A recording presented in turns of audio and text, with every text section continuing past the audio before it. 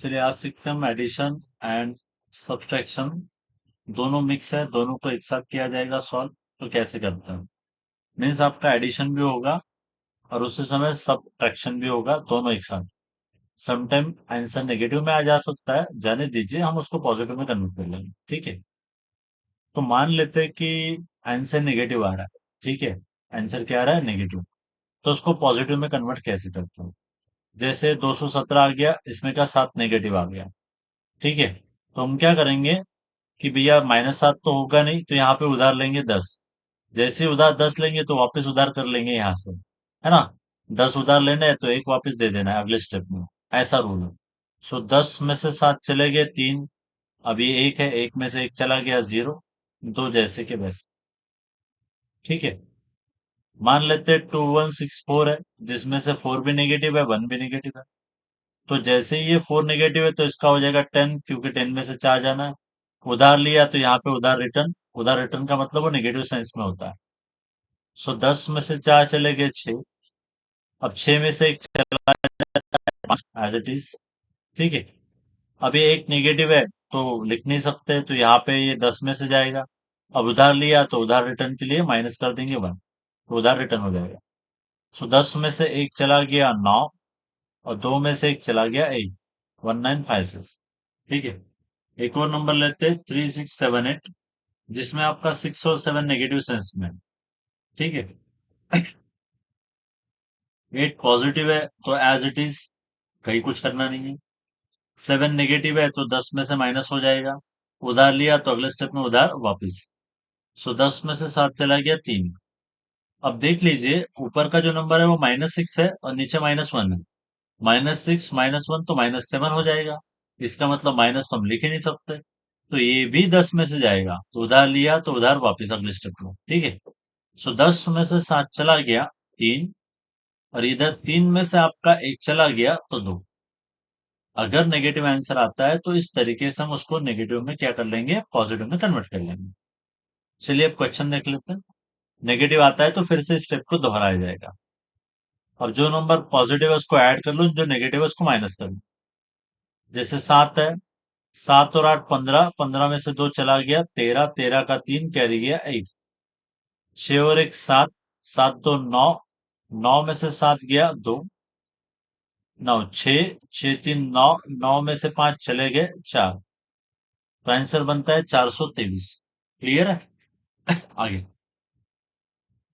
यहाँ पे दो नंबर है जो नेगेटिव में लगे हैं, तो इनको माइनस कर लेंगे, और जो रिमेनिंग दो है वो पॉजिटिव है तो उनको ऐड कर लेंगे। ठीक है, ध्यान से। हाँ, 3, 3 + 5 8, 8 में से 6 गया 2, 2 में से 9 गया तो -7 आ जाएगा। कितना आ जाएगा? -7, क्योंकि 2 में से 9 जाता नहीं और चला गया तो -7 बचेगा। आगे 8 है, 8 और 9 17, 17 में से 2 गया 15, 15 में से 2 गया 13, 13 का 3 कैरी 1। अब ये कैरी 1 पॉजिटिव है। क्या है ये? पॉजिटिव है, क्योंकि 13 पॉजिटिव था। 7 और 1 8, 8 और 2 10, 10 में से 8 चले गए, बचेंगे 2। अगला 9, 9 में से आपके 7 चले गए तो बचेंगे 2। अब नेगेटिव नंबर चलता नहीं, तो ये -7 है, -7 चलते नहीं तो 10 में से 7 जाएगा।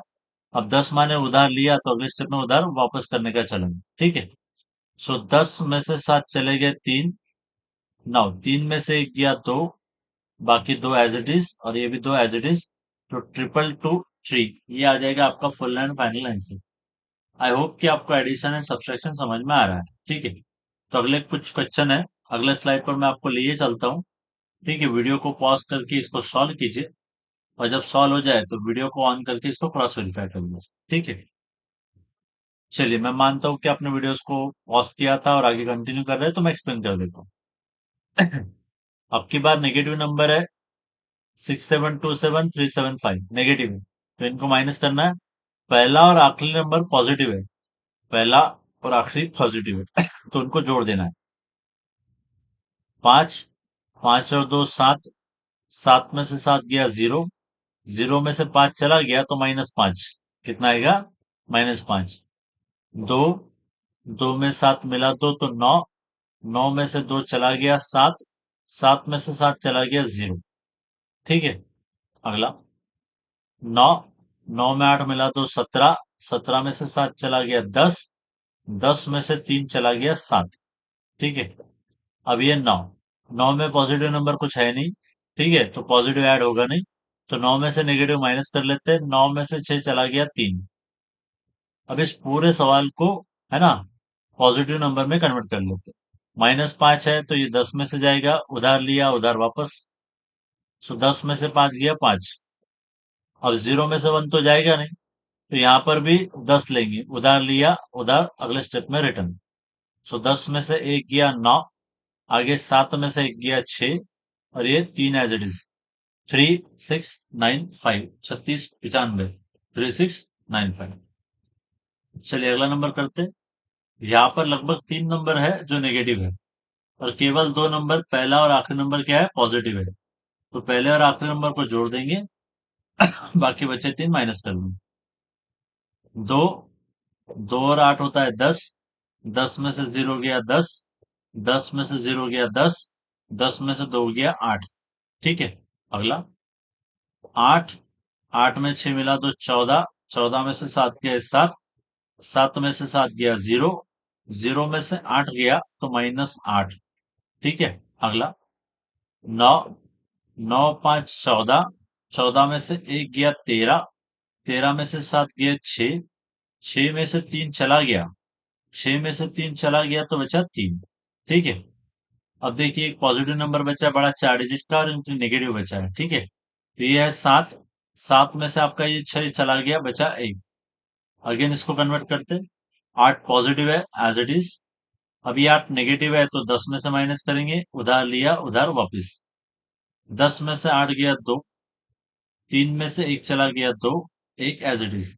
1228, 1228। अगला नंबर कर लेते हैं।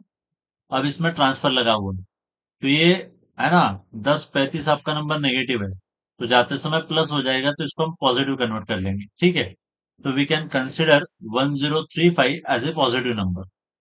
तो आपका केवल एक ही नेगेटिव बचा, दैट इज 729। बाकी तीनों क्या है, पॉजिटिव।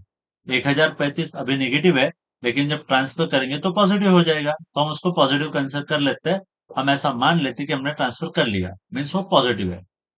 तो 3 नंबर पॉजिटिव, एक नेगेटिव, जोड़ते हैं। 5, 5 5 10, 10 5 15, 15 में से 9 चला गया, बचा 6। अगला 2, 2 और 6 8, 8 और 3 11, 11 में से 2 चला गया 9, 9। 1, 1 और 3 4, 4 में 0 मिला दो तो होता है 4, 4 में से 7 चला गया, 4 में से 7 चला गया तो आएगा -3। ठीक है, लेफ्ट हैंड साइड में कोई नंबर बचा नहीं, राइट में 1 बचा है तो लिख लेते। अब है 6 का 6 पॉजिटिव, 9 का 9, दोनों नंबर पॉजिटिव थे तो एज इट इज। 3 माइनस है तो 10 में से जाएगा, और उधार लिया तो उधार वापिस। सो 10 में से 3 गया 7, 10 में से 3 गया 7, और 1 में से 1 गया 0। आंसर आएगा 796। आई होप कि ये आपको स्टेप समझ में आ रहा है, और एडिशन एंड सब्सट्रैक्शन आपका क्लियर हो रहा है। ठीक है, आगे कुछ क्वेश्चंस है जो आपका एज अ होमवर्क कर लेने हैं। ठीक है, ये आप एज अ होमवर्क कर लीजिए, आपको सॉल्व हो जाएगा, आपको आ जाएगा। क्लियर। आई होप कि आपको एडिशन एंड सब्सट्रैक्शन समझ आ रहा है, क्लियर हो रहा है।